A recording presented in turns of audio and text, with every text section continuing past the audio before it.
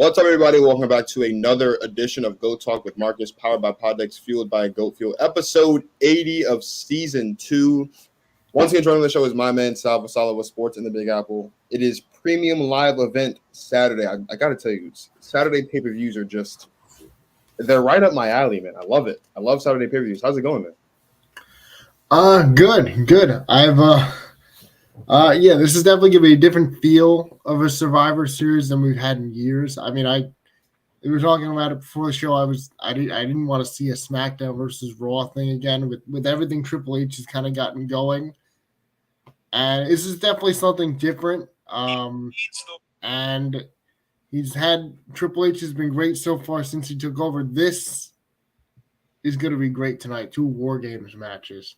It is. How great is this? It is going to be amazing. Now, WarGames was officially brought back with the whole NXT thing, and that was NXT. NXT TakeOver WarGames was what we saw the weekend before, or the day before Survivor Series, when Survivor Series was on Sundays. Now, WarGames is in the WWE, and I love it. I've been waiting for this. This is long overdue. Just for the casual fans that don't know, WarGames was a WCW staple. And around the time that we got the Elimination Chamber match on Raw back in the early 2000s, the idea was they wanted to bring WarGames to Raw because SmackDown had Hell in a Cell. But Vince McMahon was like, yeah, that's too WCW. We don't want it. So we got Elimination Chamber. But now we're here. WarGames is finally here. Like you said, I'm glad that we're done with the Raw versus SmackDown thing, because here's the deal, right? The Raw women's division would have stomped the SmackDown women's division. There would have been no contest. There wouldn't have even been a way to book it to make it so that the SmackDown women's division even had a chance against the Raw women's division this year.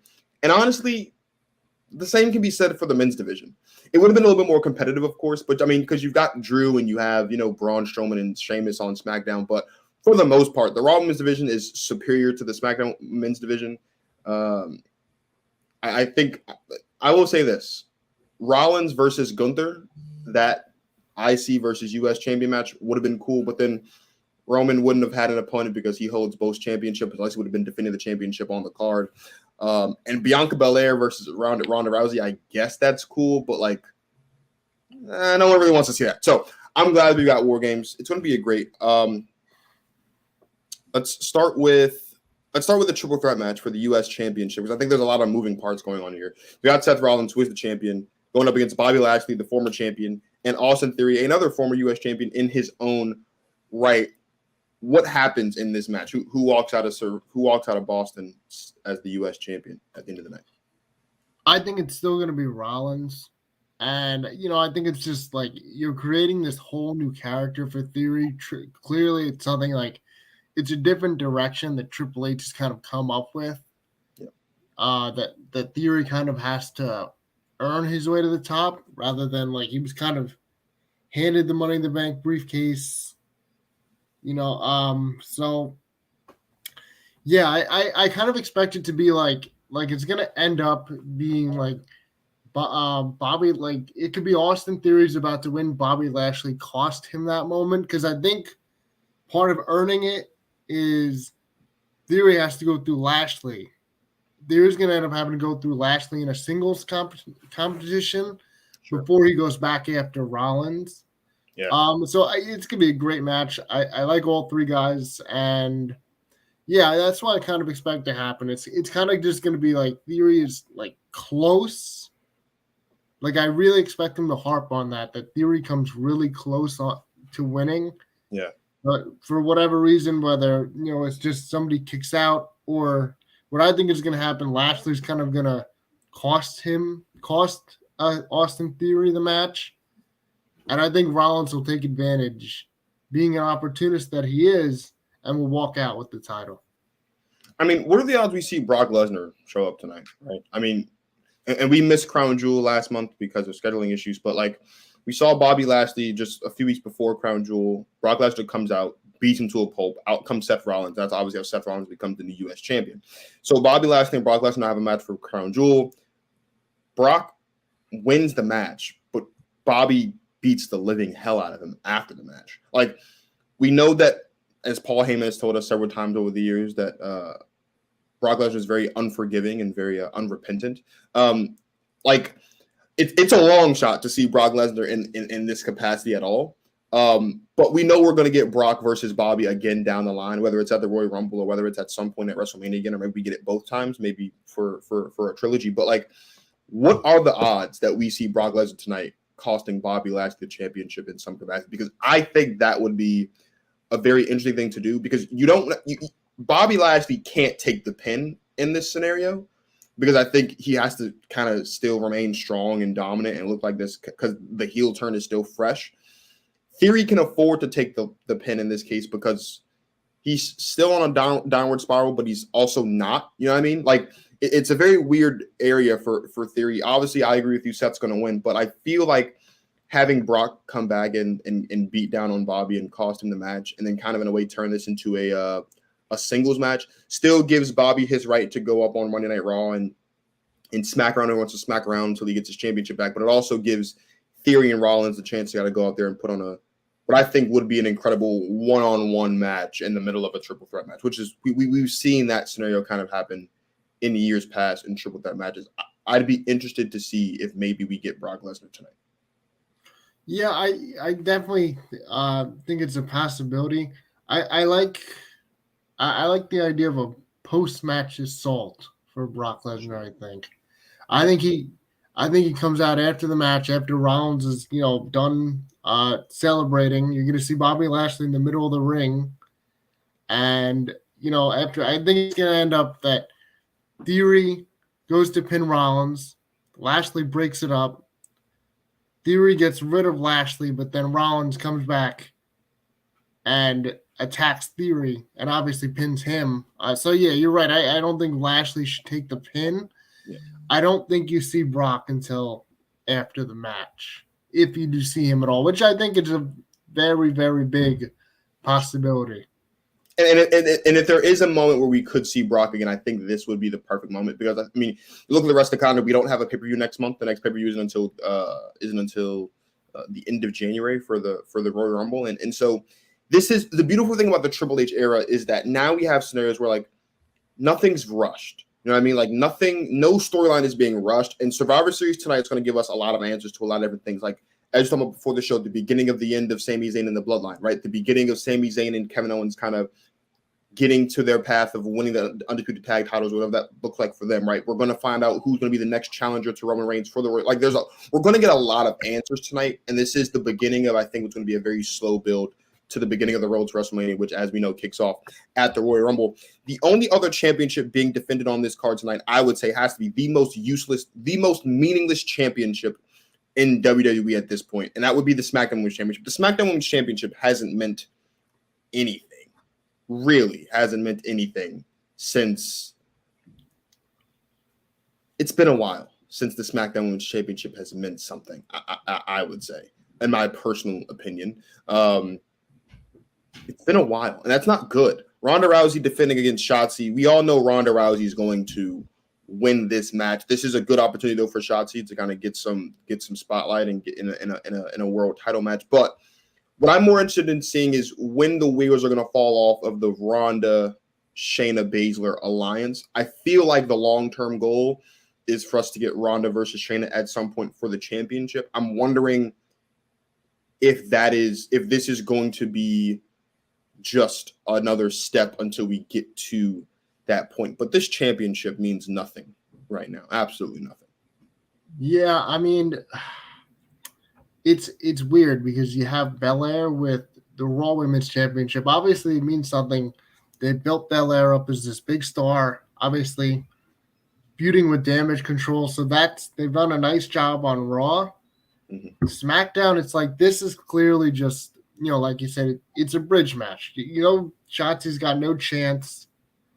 It could be a good match, but at some point, going into this match, especially with Shayna Baszler taking out Raquel Rodriguez, that Shotzi has no chance. And I don't even think you're going to see.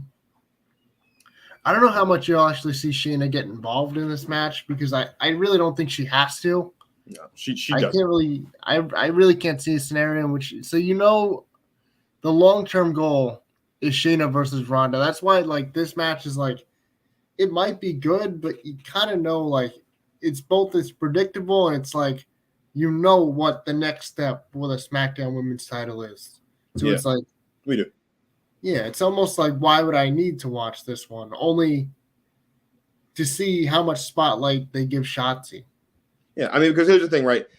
And Becky Lynch is back, and I would like to think that Becky Lynch is going to be on Raw, but unless Becky's on SmackDown at some point, gets moved to SmackDown at some point, it's not going to be Becky versus Ronda, I don't think. If Charlotte Flair returns between now and WrestleMania, it's not going to be Charlotte versus Ronda because we've already seen that. Like when Charlotte and Ronda came, like we've already seen that matchup happen, so that they're likely not going to do it again. In fact, that was what happened at WrestleMania, and it spilled out of it. So we're not going to see that again. So it's going to be Ronda versus Shayna. I just hope that if it is Ronda versus Shayna, that Shayna finally wins the championship, because I think it's been long overdue for Shayna Baszler to win the women's championship on either brand since she's been on the main roster, because she was a dominant NXT champion, 2-time NXT champion, and she was one of the greatest NXT women's champions in the history of the championship. And since being on the main roster, she's a former women's tag team champion, and we know how meaningless that championship has been over the last 2 or 3 years. I would really, really, really, really hope that if we do get Shayna versus Ronda, Shayna Baszler does defeat Ronda to become the new SmackDown Women's Championship whenever that match happens, if it happens. Yeah, and I think that's what they're kind of building up to here, like a big moment for Shayna Baszler. But I mean, obviously they need to get there first. They need to like set the right stage. So I mean, this is kind of what you're gonna get until then. Like it's clear who the biggest challenger is, but it's like, how do they get there now? Yeah. While, keeping both the title looking strong and like, because people already know what big defense is coming up. So it's like, who do you put in that spot to oppose Ronda Rousey to keep it interesting? Yeah. Speaking of keeping things interesting, the Judgment Day has run amok over the Monday Night Raw roster. Kind of, not really. It's been really up and down for the Judgment Day ever since they banished Edge a couple months ago. But now the Good Brothers, Carl Anderson and Luke Gallows, are back in WWE, and so now the OC has been reformed, and it would seem as if I'll be honest with you. I thought if we were going to get a traditional Survivor Series match, it would have been the Judgment Day versus the OC, because it just kind of makes sense because it's two factions and it's right there. I like that we're not getting it though. We've got AJ Styles versus Finn Balor in the only other match that's not inside of WarGames. We talked about before the show how we don't expect Rhea Ripley or Mia Yim to be involved anyway, because they are both be competitors in the women's WarGames match at some point in the night. And whether that's before this match or after that match, chances are we won't see them. So this is essentially going to be Finn Balor with Dominic Mysterio and Damian Priest in his corner versus AJ Styles and the Good Brothers in his corner. Who wins this match and gets like that big momentum for their faction on Monday Night Raw? I mean, I think it has to be Balor. I mean, I think that Judgment Day really needs the boost from a victory like this. And obviously, Balor and Styles, like, they don't need victories over each other as individuals, but the Judgment Day desperately needs a win after getting absolutely manhandled by the Brawling Brutes and the OC. I don't really know why the OC was involved.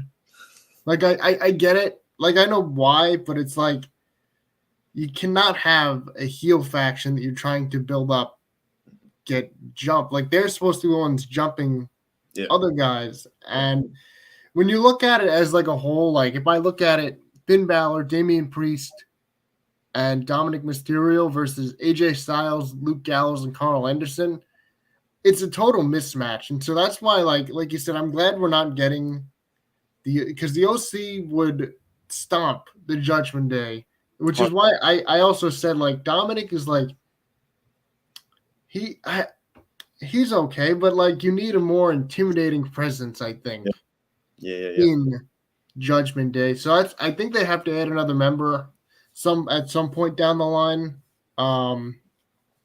But that's why I'm glad that, hopefully Balor, the leader, can get them some momentum because, they kicked out Edge. And what has Balor really done to garner them any momentum? He's great, obviously, like as an individual, but it's time for him to get them some momentum here because, the faction's kind of been very up and down. I'll be honest. This isn't like an unpopular opinion. This is a very common opinion amongst most in the wrestling community. But I mean, it is one that I don't think a lot of people. It's a popular opinion in a small circle of people. But like, can we all acknowledge that Rhea Ripley's really the leader of the Judgment Day?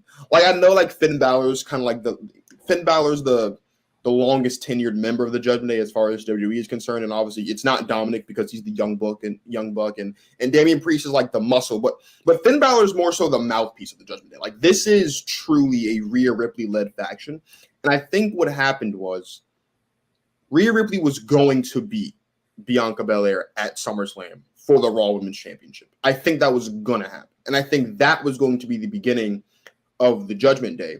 Instead, because of her injury, of course, we didn't get that match. And so now I think what they've done is they still started the Judgment Day. And Bianca Belair's next big-time opponent is going to be Rhea Ripley at WrestleMania for the Raw Women's Championship. That is what I expect. It's either going to be Rhea Ripley or it's going to be Charlotte Flair. Because at this point, there's really only two people on the roster that Bianca Belair hasn't really gotten. We haven't really got to see Bianca Belair go toe-to-toe with. That's Rhea Ripley, and that's Charlotte. Charlotte, I think, is a lot more intriguing because she's the fourth member of the Four Horsemen. But at this point, given that Bianca Belair has beaten Becky Lynch at WrestleMania and she's beaten Sasha Banks at WrestleMania and she's beaten Bayley at pretty much every other premium live event there is that's not WrestleMania, beating Charlotte doesn't do much for Bianca Belair's status as far as her superstar status, because she's a superstar at this point, except to just kind of say, I'm one of probably the only, if not very few, women in WWE to have beaten all four members of the Four Horsewomen in singles competition for a championship. That's really all that would do. But Bianca versus Rhea Ripley, I think, is the long-term goal. And I think establishing the Judgment Day was a way to kind of get her some heavies. It'll be really interesting to see in the long term if we do end up still getting that match, because I think that match was absolutely banger of a match. They gave us great matches when they were both down in NXT when Rhea Ripley was the NXT Women's Champion. But as far as this match is concerned, I agree with you. I do think Finn Balor needs the win from a faction versus faction standpoint, but I wouldn't be at all surprised if AJ Styles gets the win here. I think it makes sense either way. I don't think there's a wrong answer here as far as who gets the win. I mean, Finn needs it, but the OC, I mean, I guess as being a reestablished faction, they too, in a way, need the win. So both guys need the win. I think maybe it makes more sense for AJ to get the win now, or maybe it's a really tough one. What I do know is this is going to be one hell of a match because Finn Balor and AJ Styles, every time they step foot in the ring, whether it's across from each other or side by side, they usually give us a banger of a match. I expect this to be nothing. I expect this to be just that, another banger of a match with a really, really, really solid finish, because that's what they give us. They give us bangers of matches with really solid finishes. I'm torn. I'll be honest. It's not very often that I'm torn on a winner, but I am torn on who's going to win this match between Styles and Balor. I just don't know where the Judgment Day goes from here if Balor doesn't win this match. Like, if Balor loses, and I mean, obviously, AJ is like the leader of the OC, but if Balor loses, if the Judgment Day gives the OC their best shot and they lose, I don't know what you do. I agree. I don't know what you do either. I 100% agree. It's going to be interesting. It's going to be a great match, though. It is going to be a fantastic match. Let's go to women's WarGames. Team Bianca Belair, Alexa Bliss, Asuka, Mia Yim, and Becky Lynch. The returning Becky Lynch, who returned last night on SmackDown, will go to battle with Damage Control. That is, of course, Bayley, the WWE Women's Tag Team Champions, Io Sky and Dakota Kai, Nikki Cross, and the aforementioned Rhea Ripley. Unlike the men, we did not get to see a WarGames Advantage match to figure out which which team would have the WarGames advantage. And for those guys who don't know, the WarGames advantage, the way WarGames works is 2 competitors start. The rest of the commanders are put in like this cage at the top at the top of the entrance ramp, and at timed intervals, regular timed intervals, one member from alternating teams will join the match. We know that the Brawling Brutes have the advantage against the Bloodline for the men's match. We'll talk about the men in a second. We have no idea who has the advantage for the women's match. I guess maybe they'll flip a coin or something. I don't know. But that is a part that we don't know about this match. But who wins this match? Team Bianca or Team Damage Control? Oof, I think I don't know. I think if you wanted to give, I guess, the fans a good moment, Team Bianca. But I got Damage Control because I Team Damage Control, and I think it's not Bayley that gets the last laugh. I think it's Rhea Ripley. Yes. And it could end with I think it's going to end either way with Bianca getting laid out, whether that's by Bayley or by Rhea. Yeah. And I would love to see Rhea absolutely lay Bianca out with a riptide. It would be great. I'm feeling the heels winning tonight. I think they just needed more. I think they do that with all like the Damage Control, because Damage Control has already lost the tag titles once. I'm like, that kind of hurt them a little bit. Like, I know they got them right back, but it's like, I don't know. I don't look at they need like a signature win. I think this is how you get it. Like the first WarGames match in a very long time, the women have to win it, or not the women. The Team Damage Control has to win it. I would agree. It's just the Becky Lynch factor makes it hard to go Team Damage Control. You know what I mean? Mm-hmm. Like, is Becky's first match back just going to be to count the lights for Damage Control? And here's the thing. I'm a little fuzzy on the rules, but this is essentially how the game works, or how WarGames works. Like I said, 2 competitors start the match, and then at regularly timed intervals, 1 member from alternate teams will join the match until all 10 competitors have entered the match. Once all 10 competitors have entered the match, then it's first team to gain pinfall or submission wins. There's no eliminations. It is the first woman to pin or submit a member of the opposing team wins the match for their team. So we've seen this in NXT, of course, and so this isn't uncommon. And here's the thing, right? When you talk about NXT, I know people like to talk about experience in a lot of these matches. Technically, Team Damage Control has more experience, right? Io Sky's been in a WarGames match. Rhea Ripley's been in a WarGames match, as has Dakota Kai. The only person on Team Bianca that's been in a WarGames match is Bianca Belair. So I guess the experience factor leads to Team Damage Control, but it's tough. It's a tough match to call. Because on the one hand, you want to have your Raw Women's Champion and the returning Becky Lynch and, of course, Mia Yim and Asuka and Alexa. You want to have them win this match. But to your point, like, Damage Control needs a signature win. And if there is a moment for Rhea Ripley to kind of, like, stake her claim, it's like, I'm coming for you, Bianca Belair, this could be that match where not only does Team Damage Control get the win, but it's potentially Rhea Ripley pinning Raw Women's Champion Bianca Belair in the middle of the ring, one of the rings, for the win for her team. It's a tough match to call, but I feel like Team Bianca wins this match, and maybe we get to Rhea versus Bianca some other way outside of WarGames. But this is going to be, I think, the end of the Damage Control Bianca Belair stuff. I don't see how you can drag this on any longer. This started all the way back in August in SummerSlam. I don't see the benefit or the point of dragging this on any longer for a couple reasons. The Women's Tag Team Championships are tied up and involved in this. You got to get new challenges for that because kind of the whole excitement around the Women's Tag Team titles under Triple H was that it'd be more exciting. There'd be more matches. It'd make it more meaningful. So far, it hasn't been because Raquel Rodriguez and Aaliyah won the tag team titles just to lose them a week or two later. And then they lost them to Damage Control. And then Alexa Bliss and Asuka won them on Monday just to drop them back to Io Sky and Dakota Kai that Saturday for Clash of the Castle. So the women's tag team titles so far has been a hot potato. I want to get some established championships and some established feuds there. I want to get the tag team titles out of this. In order to do that, this has to be the end. This needs to be the end of Damage Control versus Bianca Belair and company.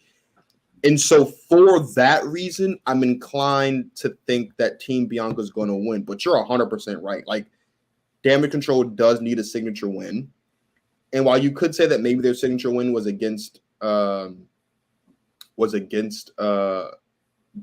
and Alexa and Asuka at Clash of the Castle when they won the 6-woman tag, they've been counting the lights a lot ever since then. So maybe that wasn't a signature win. It's a tough match to call, but my gut's telling me that Bianca Belair and company walk out of Boston having won War Games for the women. It's just such a toss-up. It's hard. It is hard. Because my thing is, like, if Team Bianca wins, do you completely, does Damage Control just end? Because, like, what do you do with them now? Like, obviously, they are the SmackDown Tag Team Champions, but could we see a scenario in which Io Sky and Dakota Kai turn on Bayley? I don't know. Interesting. That would be a very interesting thing to see, and maybe Bayley calls on one of her longtime friends to put Io Sky and Dakota Kai in their place, and maybe Sasha Banks come back. I don't know. There's a lot of options, and that's just that's just the wishful Sasha Banks fan in me hoping that maybe that's what happens. But like, that is a possibility that maybe Io Sky and Dakota Kai, like, they lose this match and they get on Raw and they say, "Hey, look, man, we came back because you said that you were going to promise us this, and this, and all we done is lost." Like, it's possible. We've seen the young guys turn on the veteran leader of the stable before, right? Look no further than Legacy a couple years ago, right? Cody Rhodes and Ted DiBiase Jr. were part of Legacy, of course, with Randy Orton, and at one point, like, Rhodes and DiBiase said, "Forget this," and they turned on Randy, and that was kind of the end of the Legacy. So it's possible that we could see something like that again. It'd make for good. It would make the women's tag titles meaningful for sure, especially if it means that Bayley's going to find herself a partner. Maybe that's how Charlotte. Look, there's possibilities here. Now I'm getting a little bit excited because maybe that's how we see Charlotte return, is Charlotte and Bayley kind of tag teaming to beat on to be. It'd be interesting either way. I just know for a fact that this is going to be a very tough match to call. And that's what I love about this, is that we don't know who's going to win, right? Which makes it interesting. Now, for the men, you got the Bloodline. I don't know if you acknowledge your tribal chief every day, but I acknowledge my tribal chief every day. Roman Reigns, the undisputed WWE Universal Champion, teaming with his cousins, obviously the undisputed WWE Tag Team Champions, Jimmy and Jey Uso, their younger brother, Solo Sikoa, and the honorary Uso, Sami Zayn. We'll take on Team Brawling Brutes. Of course, that is the Brawling Brutes, Sheamus, Ridge Holland, and Butch, and Drew McIntyre, and another returning superstar, Kevin Owens. This has to be the main event. I think this is going to be the main event. I think we all know that because the Roman Reigns involved is going to be the main event. This is, as I was saying at the beginning, this is going to be the moment we start to see a lot of seeds planted for a lot of different things we were talking about before the show. And I'm super, super, super excited for this match. If you guys can't tell with the inflection of my voice, or if you're watching with the smile on my face, I am eager to sit down and watch the Bloodline versus the Brawling Brutes in War Games. As we know, last night, the Brawling Brutes have won the War Games advantage.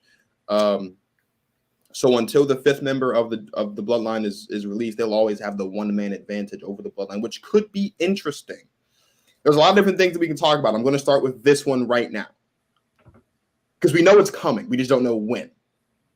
Does Sami Zayn turn on the Bloodline tonight, or does Sami Zayn's tenure in the Bloodline live to see at least another week or so? I guess it depends. I guess it depends on how. It obviously depends on how the Bloodline loses.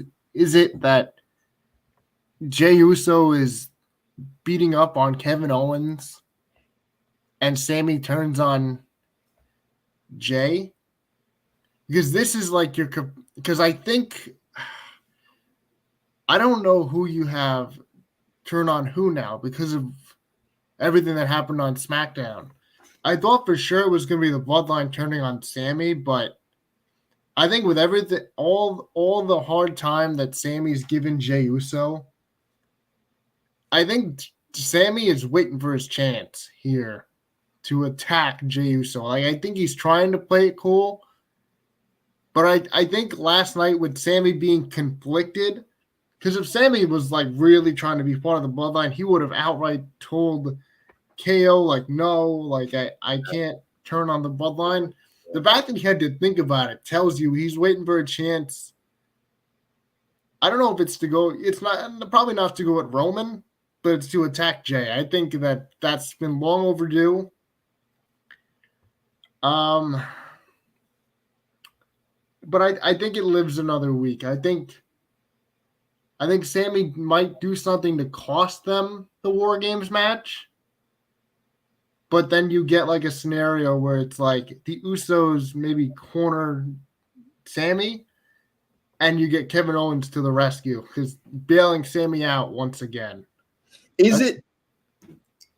Are we? I don't know, and I feel kind of. Are we both in agreement that no matter what happens, the Bloodline loses tonight, or do you see a scenario where the Bloodline wins, whether or not Sami turns or not? Yeah, I mean, like you mentioned, if it was elimination, obviously Roman, like team the Bloodline, Roman would lead them with victory.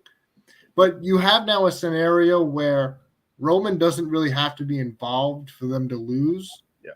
So yeah, I think there's a lot of star power on Team Brawling Brutes, and I think they do get one over on the Bloodline tonight. It's interesting. I've been talking about the heels winning all night. Yeah, the faces are winning this one, I think. Hey, and again, when you talk about the experience, right? Butch, or the artist formerly known as Pete Dunne down in NXT, he's been in a WarGames match, right? We all know that Kevin Owens kind of surprised the world and showed up in a WarGames match as the 5th member of Team NXT when they took on the Undisputed Era in a WarGames match a couple years ago. So there's the experience factor there. I agree with you. I'm not entirely sure we see Sami turn tonight. I think what we could see, though, is maybe Sami does something to cost the Bloodline the match. I think Kevin Owens gets the pin on Jey Uso. Or maybe Kevin gets the pin on Jimmy. Jay gets upset. Jimmy's trying to calm down. There's so much that can happen, right? Because if you guys remember a couple weeks ago, Jimmy got in Jay's face, which is, I don't know anyone else. I never want to see the Usos split up. I've never wanted to see that. But I've always wanted to see the Usos going one-on-one just one time. Because I've always been a massive fan of Jimmy Uso, and I've always thought that Jimmy was the better of the two. Clearly, other people think otherwise because Jay's obviously kind of got a little singles push going. That was obviously because of Jimmy's injuries and out of the ring stuff. But there's so much that can happen when you really start to unravel the complexities of the Bloodline and how Sami Zayn has been involved in all this. Like, what if Sami does something that Jay doesn't like?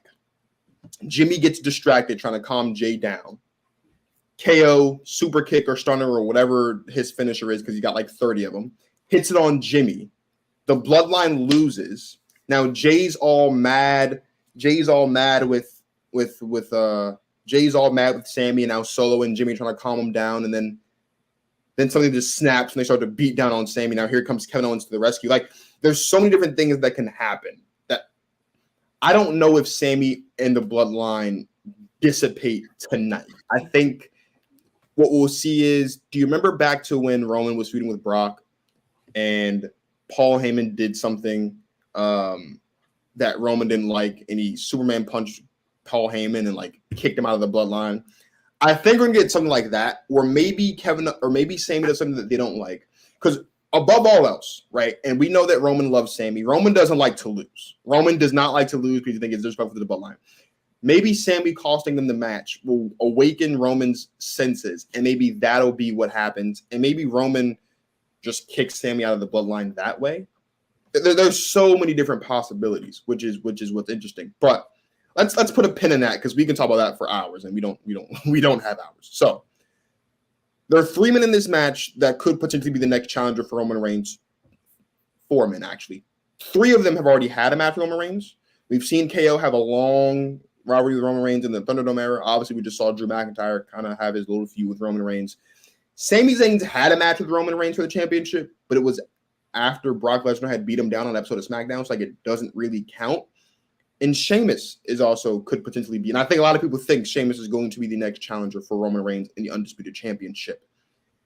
do we see the beginnings of those seeds planted for Sheamus versus Roman at the Royal Rumble? Yeah, I think Sheamus makes the most sense. I don't think the way they have it built up right now that I see Sami as a legitimate competitor to Roman. Like Brock kind of like told him that to his face. Like, do you really think you can beat Roman Reigns? And it would be the shocker of the century. But no, I think it's got to be Sheamus. I think, like, we've kind of seen Drew McIntyre versus Roman Reigns.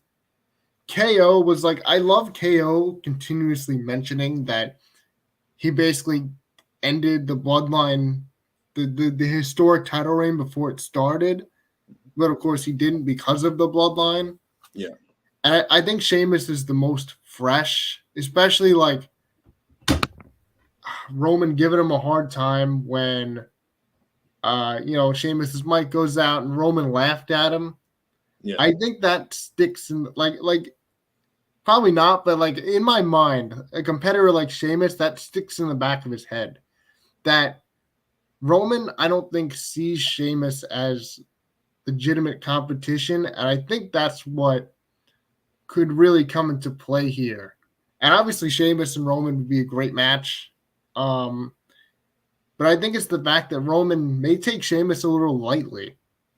And I think Sheamus gets his licks in tonight on Roman Reigns. And maybe that's like Sheamus like lays out Roman at some point with a brogue kick.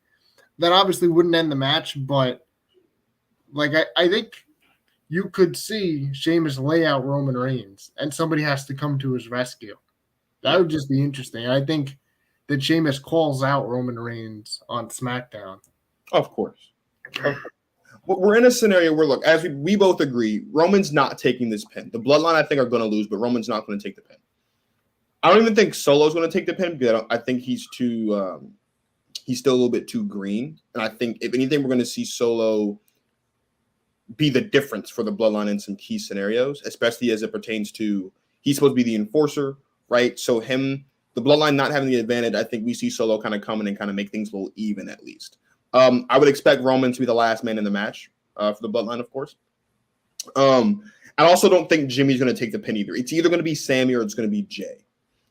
And as I'm sitting there, I'm thinking about it. Do you remember a couple weeks ago on SmackDown when Roman said, like, if you two can't figure this out, then I'm just going to make him a whole lose, like all this other stuff?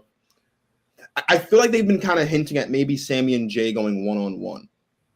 I think maybe we could see the seeds for that planted tonight as well. Is maybe what happens is Roman Reigns just gets fed up with Sami Zayn and Jey Uso because they're not on the same page. And on SmackDown, Roman Reigns just says, look, like next week or like, obviously this Friday that's coming up, right? But like the following Friday or whatever, like next Friday is like, look, man, you two are just going to have to go one-on-one inside the middle of this ring to settle these differences because we can't keep having this. And maybe that's the beginning of the end of the Bloodline and the beginning of the end of Sami and the Bloodline, because I think that does two things for you. Number one, it would establish who the weak link is as far as is it Jay or is it Sami? Number two, if Sami wins that match, they give Sami a big win against Jey Uso, squashes that.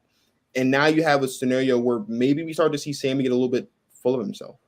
And then maybe Sami just says, you know what, I don't need you guys. Like there's so many different scenarios. I think what's most likely going to happen is I think maybe we finally get to see Sami versus Jay.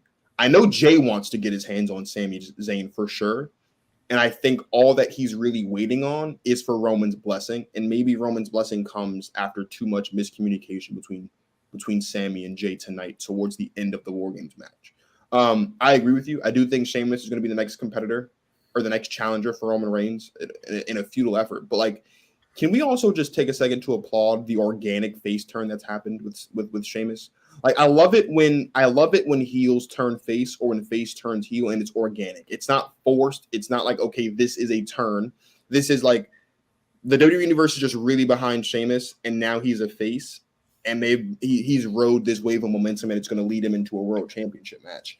And honestly, he's a former world champion on multiple occasions. I'd love to see Sheamus for this version of Sheamus versus this version of Roman. Obviously, they feuded back in like 2015, 2016. but it was a small cog in the larger machine of Roman Reigns versus the McMahon family. I'd love to see Roman versus Sheamus in an actual, like, this is Roman and this is Sheamus feuding against each other. And this will be the first time in Roman's, really since Roman's been champion and the Bloodline's been the Bloodline, that it'll be Roman and his guys versus Sheamus and his guys. Like, Sheamus has guys. He's got Butch. He's got Ridge Holland, obviously. And, of course, I think now he kind of has Drew McIntyre to kind of go to bat for him as well. That's kind of been established. Like, I think that would make for a very interesting match. It'd be a great one. It's two powerhouses, two really strong men that can go to war. And I think it'd make for a really great match at the Royal Rumble. I'd love to see Sheamus. Of course, he won't win, but I would pop massively if Sheamus were to beat Roman. But we know that's not going to happen. I think another world title reign should come down the line for Sheamus. It's not going to be at the expense of Roman, but it should come at some point. Honestly, at this point, I just want to see Sheamus win the IC championship. And I really thought we were going to get that at Clash at the Castle. I understand why we didn't, because they're still trying to build up Gunther. I understand that. But I really, really, really wanted to see Sheamus win the IC. Because the one belt he hasn't won is the Intercontinental Championship. I'd love for him to win that. So we're kind of all on the same page about a lot of different things. There's one more thing I do want to talk about, and I don't think we'll see him tonight. Well, we'll see him tonight. We might not see him physically, but his presence will be felt. Bray Wyatt, since returning at Extreme Rules a couple months ago, it looks like his first match back, whenever that happens, will be against LA Knight at some point. It seems to be that is what the direction is. I thoroughly enjoy the feud that we've been getting so far. Do you think we see, sometimes Bray Wyatt has cut promos and things like that in the middle of these pay-per-views. What is going to be Bray Wyatt's role tonight if he has one? Do you think we see him at a promo, backstage segment? Do you think maybe we get to see who Uncle Howdy is? It's probably too early to figure out who Uncle Howdy is. But, like, what do you think happens with Bray Wyatt tonight at all? Because I feel like he's still going to be a part of the show in some capacity. I just don't know what. I don't think they've announced officially if he's going to be a part of the show at all. Yeah, I think you get maybe you get something cryptic from Bray Wyatt as he typically is. If you see LA Knight at all, Bray Wyatt's going to be there. Yeah. I can't see it being another all-out assault. I don't know. I don't think you really have to force Bray Wyatt into, he's got no role in this pay-per-view, and that's fine. If you want to get him involved in a small backstage cryptic message or whatever, maybe you have LA Knight kind of a little fearful now of Bray Wyatt, and maybe you could do something that way where LA Knight comes across something that scares him. Yeah. But I don't think you really have to force Bray Wyatt into this pay-per-view. I think like WarGames, they're bringing back the WarGames match. I think that's good enough. I think that you can have some pay-per-views without Bray Wyatt, but if you wanted to, with how mysterious his character is, you could always find a backstage segment for him. Yeah.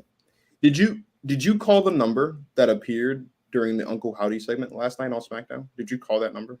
I did not. I think I looked up a story on what would happen, but it. So me being the fan of Bray Wyatt that I am, I called the number last night. I'm gonna call it again just because it was a really, really crazy message. I'm gonna call it. I'm gonna put it on speakerphone, and this is just the details are great. Hold on, wait, shoot, I can't even get it to open. Delusions of grandeur. Wait, I'll start it over actually. Patient suffers from delusions of grandeur, perhaps the most extreme incidents I've encountered. I'm concerned that no regimen of treatment or medication will be able to counter the imbalance of power in the patient's psyche. They're prone to disorganized thought patterns that communicate a sense of unmatched importance. Bouts of isolation seem to have amplified their inner monologue and honestly blocked out any outside voice. In short, the patient would need to think as highly of a medical practitioner as they do themselves, and honestly, that seems to border on the impossible. I've become concerned that this patient is such a danger to themselves and anyone they encounter that. Hello? Hello? Is someone there? Hello? Hello? It just hangs up. So, the details in all of this for Bray Wyatt, I've thoroughly enjoyed. You've heard rumors about who people think is going to be a part of the Wyatt Six, if that's even still happening. There's rumors that Uncle Howdy is maybe Bo Dallas, who is Bray's real life brother. There's so much greatness going on with this. I know there was a picture posted of Uncle Howdy wearing like an earring, and somebody flashed back to Bo Dallas wearing that same earring. Yeah. It's going to be so interesting. All of this is going to be interesting. And whenever Bray Wyatt finally steps foot in a ring, it's going to be fantastic. I love this. I was actually thinking earlier, too, that this Bray Wyatt LA Knight feud that we've seen, it's very similar to the Mr. Kennedy Undertaker feud from the early 2000s on SmackDown, in a sense that, like, you know, Mr. Kennedy was this very arrogant, very stuck-up loudmouth that stepped on Undertaker's toes, and Undertaker's made him pay, and there was a lot of, you know, Kennedy got beat down, and there were promos cut, and there was a super. Like, this is kind of that same thing of, like, LA Knight's this very loud, arrogant, stuck-up loudmouth that just stepped on Bray Wyatt's toes, and Bray Wyatt tried to let bygones be bygones, but LA Knight wouldn't take it, and he just wanted to rub his nose in it, and now he's getting beat down now. What's 2 weeks running, which will likely be 3 weeks running come Friday. He'll probably Bray Wyatt will probably kick his ass again on Friday on SmackDown, or maybe tonight at WarGames. Who knows?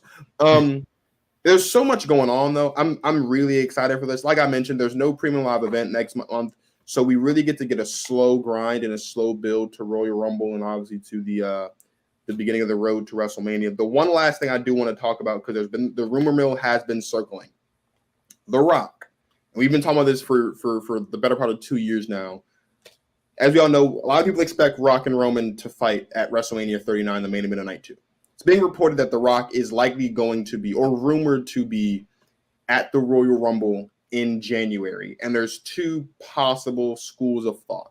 If Roman still has both championships, it's believed that maybe The Rock will enter the Royal Rumble and win it. The other school of thought, which I think is more likely to happen, is maybe for the first time in his championship reign, Roman Reigns runs double duty. He defends both championships on the same night.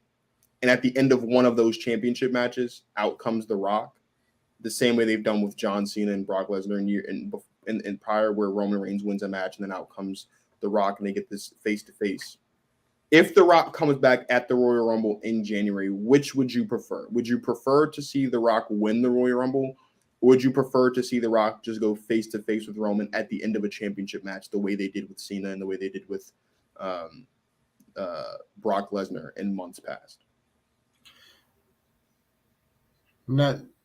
I just don't know, like, is it that Roman Reigns tries to justify only defending one championship? Because essentially, if they're going after one, it's a match for both. So, I mean, unless Paul Heyman, like, puts it in a stipulation that you're only the Royal Rumble win only gives you the right to challenge for one title.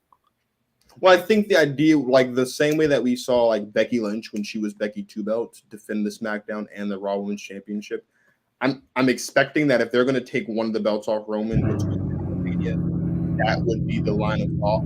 That maybe Roman has two challengers, and instead of putting him in a triple threat match, they just have one guy's going to challenge for the WWE Championship and one guy's going to challenge for the Universal Championship, and maybe that's what happens. My one hesitation about that is Roman Reigns, since becoming champion, has not been pinned.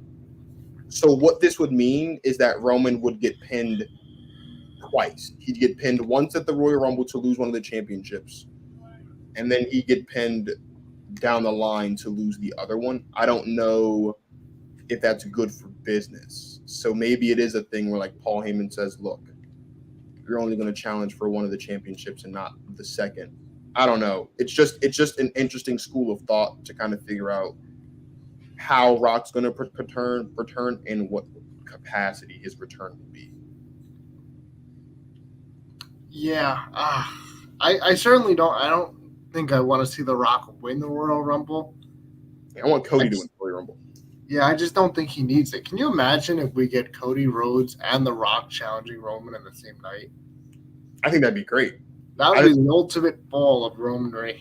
It would. It would be It would be superb. It's a really tough thing. It's like Roman's never done double duty. So if you're gonna do Roman, that's the one unfortunate thing about it is if Roman does double duty, I think that kind of lifts the red flag as far as the fans' eyes. Like, okay, Roman's gonna drop one of these belts. We just don't know which one it is because he hasn't done double duty this whole time. But it's also the sense of like, if it's not double duty, how is Roman gonna drop one of the belts?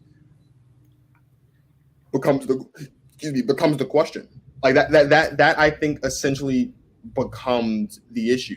I think, you know what I think? I think Roman Reigns is going to main event night 1 and night 2. I think Roman Reigns is going to main event night 1 against The Rock. I think he's going to main event night 2 against Cody, and Cody's going to win the championships.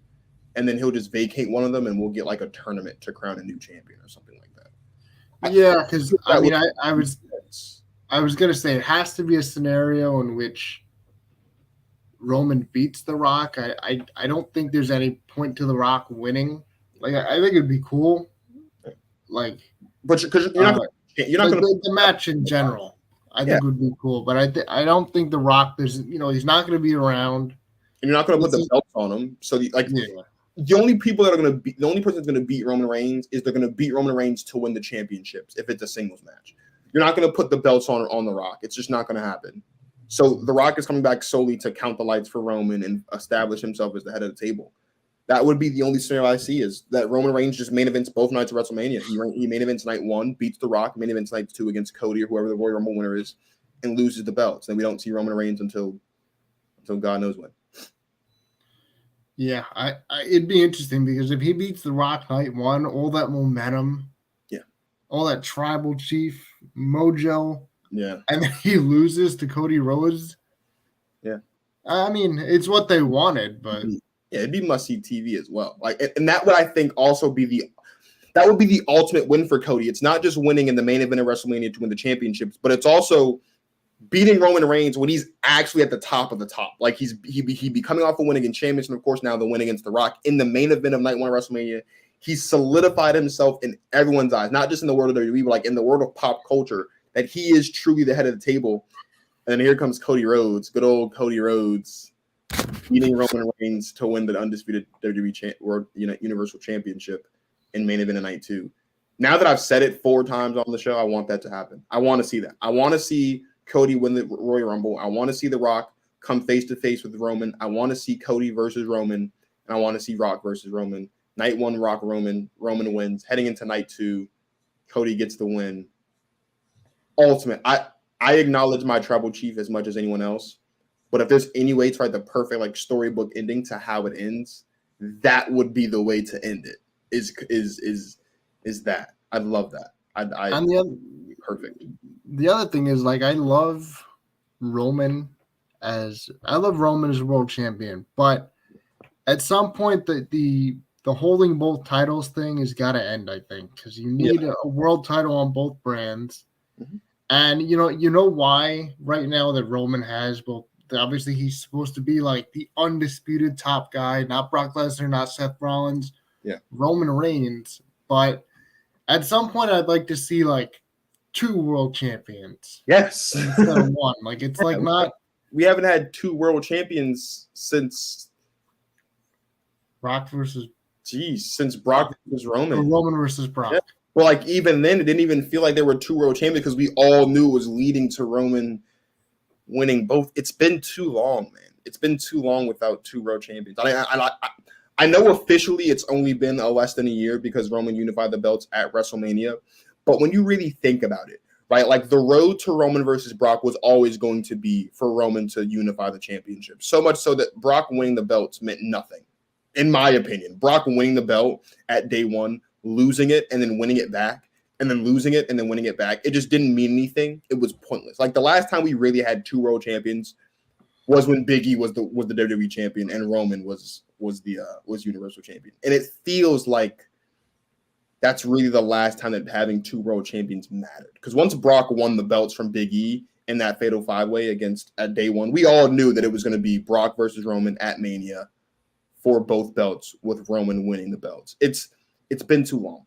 It's been almost a full calendar year. It's been too long. I'm ready to see 2 world champions again. I'm ready to. This is kind of why I'm like ready for the end of the Bloodline, because as good as it's been, and it's gotten better since Sami joined. Obviously, it's of course had a few funny moments, but I don't know. I'm ready to see 2 champions again. I'm ready to have it be more predictable, because you've known whoever challenges either the Usos or Roman is basically just being fed.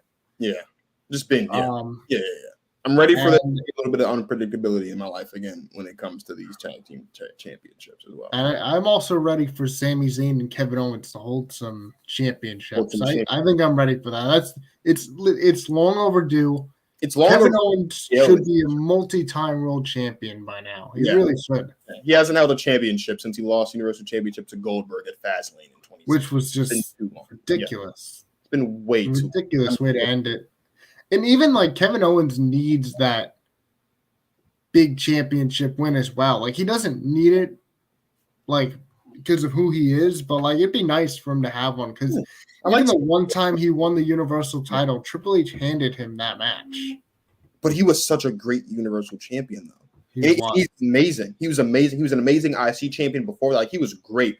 Sami Zayn, to his credit, is a three-time IC champion at this point. Maybe it's two or three. It's he's won gold, but it's time for Kevin Owens to get some championship gold around his waist again. And if it means it's alongside Sami Zayn for the tag team titles, I'm all for it, because I think they'd make great tag team champions, and I think they'd give us great matches, and it'd be a great dynamic to see them against, say, the Street Profits, or them against, say, Legado del Fantasma, or them against Hit Row, or them against the Usos again, maybe, of course, down the line, because they'll get a rematch for that, or them against maybe the New Day. There's so many options, and it's fresh. And I love fresh options. I like fresh matchups. We haven't seen a rematch on SmackDown in God knows how long.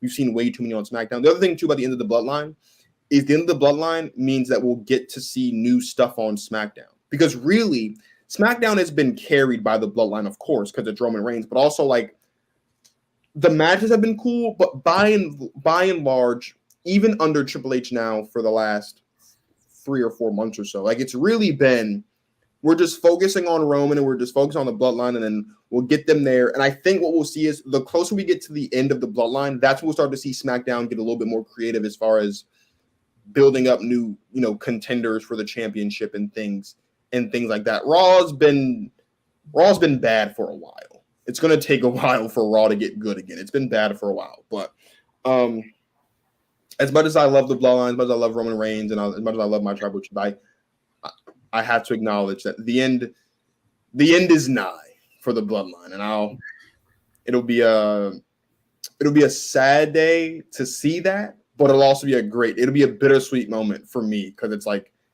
loved seeing these guys run WWE for the last 2 years, but I'm also kind of ready to see something new as well. Yeah, Roman said he wants time off, so it's coming. Oh, it's coming. It's coming. Well, it's always a pleasure, my guy, to have you on the show to talk some wrestling.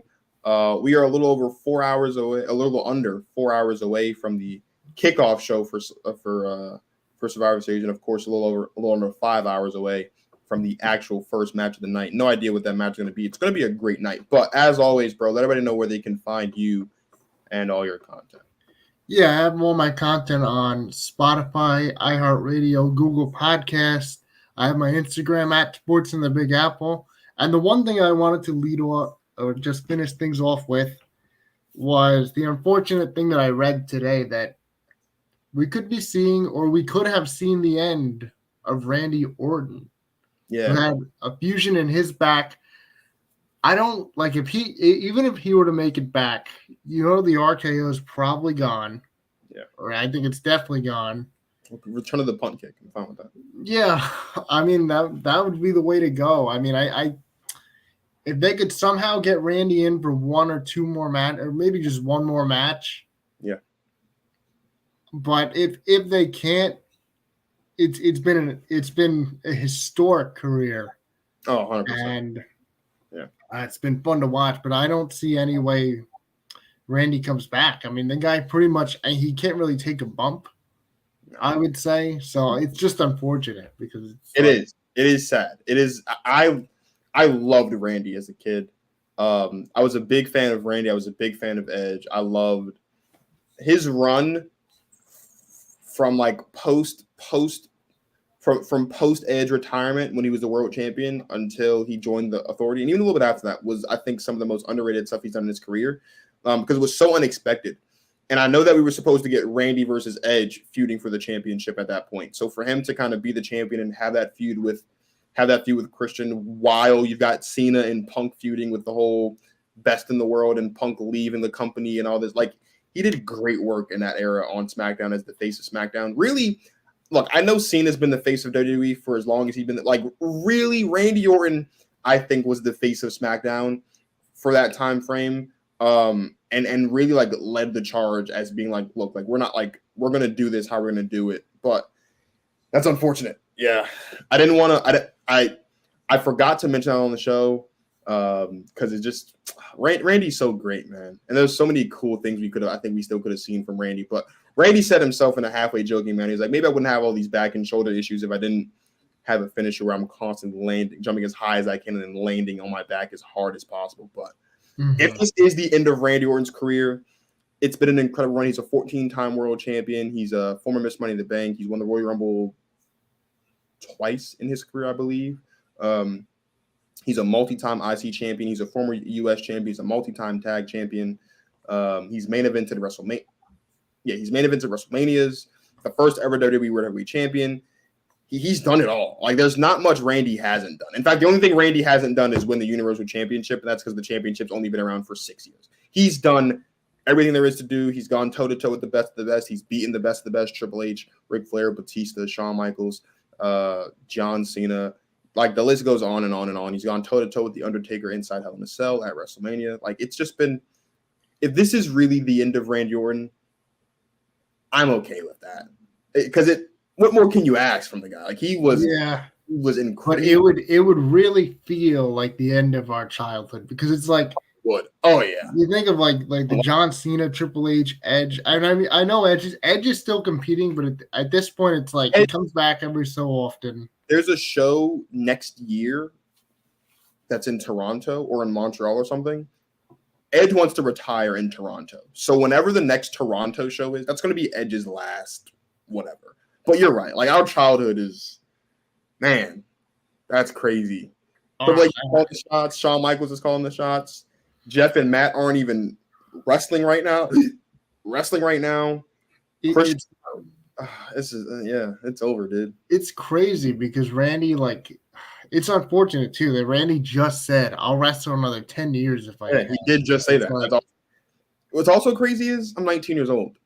And Randy Orton's been wrestling. I've pretty much been alive for all but the first year of Randy Orton's career. It's been ridiculous. It's been insane. That's also quite insane to think about. Yeah, you're right. Like, my childhood is done. If I don't see Randy Orton again, it's so crazy. It's over. That's it.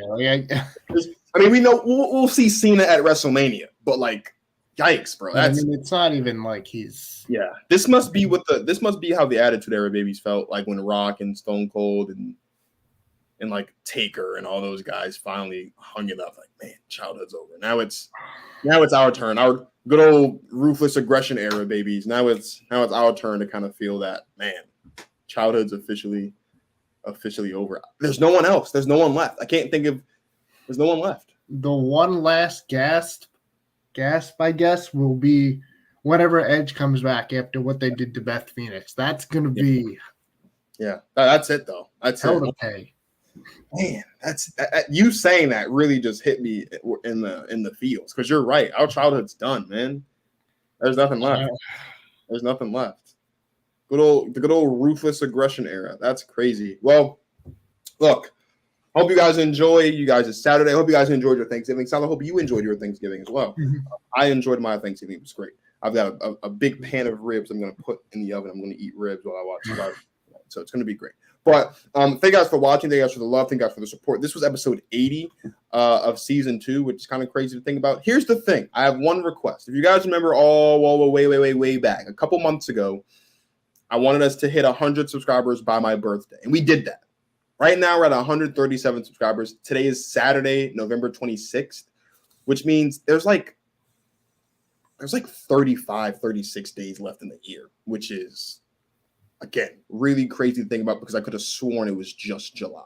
But the goal for this year was to hit 150 subscribers, which means between now and the end of the year, we just need 13 more people to subscribe to Go Talk so we can hit our 150. So please, please, please, if you're watching, whether you're watching on Facebook, whether you're watching on Twitter, whether you're watching on Twitch, or whether you're watching a clip on TikTok or Instagram, whether you're following on Twitter, whatever the case may be, if you are watching, please, please, please head over to YouTube, search up Go Talk with Marcus, and please click the subscribe button. I'd greatly appreciate it. 13 more subscribers to hit 150 by the end of the year. I would truly, truly, truly, truly appreciate it. You guys want to find me Instagram, Twitter, TikTok at GT Marcus. You can follow me on Facebook, search up my name, Dwayne Marcus, or the show Go Talk with Marcus, and you'll find us. Spotify, Apple Podcasts, iHeartRadio. You can find the show there. Thank you guys for watching. You guys enjoy your Saturday. You guys enjoy your weekend. You guys enjoy those leftovers. I know there's still a bunch of leftovers in the house. Breaking was just 2 days ago. I know there's a bunch of leftovers. And if you guys are wrestling fans, hope you guys enjoy Survivor Series War Games. Follow me on Twitter because as Sal knows and a bunch of other people know, usually during premium live events, I do sit down and I do live tweet my reactions to certain things that's happening as the show goes on. So you don't want to miss that stuff out. So follow me on Twitter as well. But yeah, it's been a great show. Appreciate you guys for watching. We'll be back next Wednesday for another episode of Go Talk Markets to talk some football, maybe some basketball, see how things go. And of course, the rundown with Peyton and Marcus will be back next week as well. We took a break this week, obviously, because of Thanksgiving. So for my guy, Sal Vassallo of Sports in the Big Apple, this is Marcus of Go Talk Markets signing off. Thank you guys for watching. As always, you guys enjoy the rest of your lives.